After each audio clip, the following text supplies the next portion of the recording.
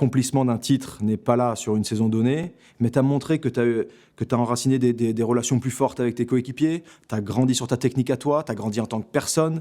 Et ça, c'est des trucs, c'est des building blocks qui vont payer un jour ou l'autre. Alors dans ma routine d'entraînement, c'était plus une perpétuelle envie de me challenger, d'aller chercher d'autres sources d'apprentissage. Tu vois, le terme routine, par exemple, me dérangeait beaucoup. J'aimais briser cette routine perpétuellement, mais je suis le genre de mec, si je monte les escaliers d'un côté, j'essaie de redescendre par l'autre et de changer un chemin à chaque fois parce que j'essaie d'aller chercher cette différence, même dans l'apprentissage.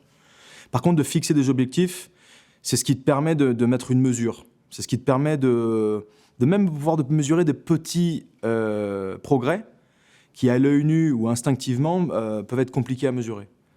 Donc ça permet plus de calmer les ardeurs quand tu es dans le succès, mais aussi de calmer, pas la dépression, mais en tout cas le sentiment d'échec ou la sensation d'échec, quand il y a quand même eu des victoires, même dans un échec un petit peu final. Donc typiquement, l'accomplissement d'un titre n'est pas là sur une saison donnée, mais tu as montré que tu as enraciné des relations plus fortes avec tes coéquipiers, tu as grandi sur ta technique à toi, tu as grandi en tant que personne. Et ça, c'est des trucs, c'est des building blocks qui vont payer un jour ou l'autre. Encore une fois, la préparation qui rencontre une opportunité. C'était vraiment ça a été mon mindset. Donc, fixer des objectifs, c'est hyper dur. Par contre, mesurer des petits improvements, ça, c'est ce que j'ai toujours fait. Parce qu'il faut célébrer toutes les petites victoires, sans s'emballer, mais il faut célébrer toutes les victoires.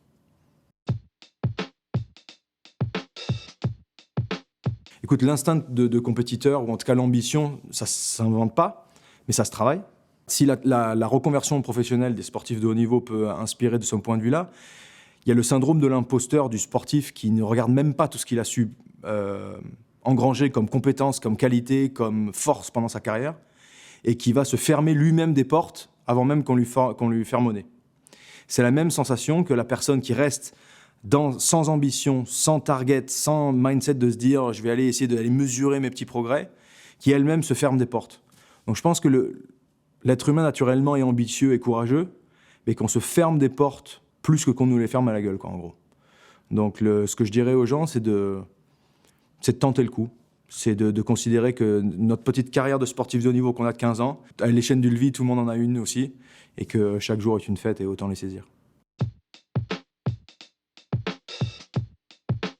Là, pour le coup, il y a certaines personnes, et c'est ça, les grands cerveaux ou les grands champions ambitieux sont capables de le faire seuls. Il y a plein de gens qui ont besoin d'être accompagnés là-dessus. Et à mon avis, il ne faut pas avoir peur d'ouvrir la discussion, d'aller chercher des gens qui ont une capacité d'organisation stratégique de la pensée qui est intéressante. On arrive à compartimentaliser les choses, à les mettre en place, et finalement, l'ultra complexe devient digeste et simple.